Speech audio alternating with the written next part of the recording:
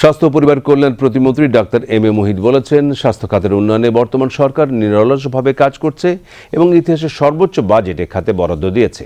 তিনি আরও বলেন, নারীর স্বাস্থ্যসেবা উন্নয়ন, গ্রামীণ জনগণের স্বাস্থ্যসেবা নিশ্চিতকরণ এবং মানবিক সেবা জনগণের দোরগোড়ায় পৌঁছে দিতে সরকার নানা পদক্ষেপ গ্রহণ করেছে। আজ বাংলাদেশ চীন মৈত্রী সম্মেলন কেন্দ্রে অনুষ্ঠিত improving MR services in Dhaka প্রকল্পের সমাপনী ফলাফল উপস্থাপন অনুষ্ঠানে এ তথ্য জানানো হয়। অনুষ্ঠানে উপস্থিত ছিলেন স্বাস্থ্য, শিক্ষা ও পরিবার কল্যাণ বিভাগের সচিব মোহাম্মদ কামরুজ্জামান চৌধুরী সহ সংশ্লিষ্ট ব্যক্তিবর্গ। সংশ্লিষ্টরা জানান, প্রকল্পটি নিরাপদ ও মানসম্মত এমআর সেবার প্রাপ্যতা বৃদ্ধি, জনসচেতনতা তৈরি এবং প্রজনন স্বাস্থ্যসেবার উন্নয়নে গুরুত্বপূর্ণ ভূমিকা রেখেছে। সর্বোচ্চ বাজেট আমাদের সরকার অ্যালোকেট করেছেন।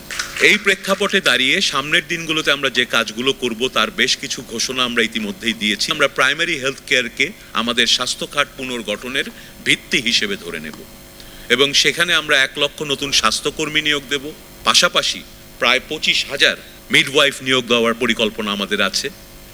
আমরা ডাক্তার নিয়োগ দিচ্ছি 5,000 অতি শীঘ্রই এবং ভবিষ্যতে আরও ডাক্তার নিয়োগ দেওয়া হবে। এগুলো এই সরকারের কমিটমেন্ট, এগুলো নিয়ে আমরা ইতিমধ্যেই কাজ শুরু করেছি।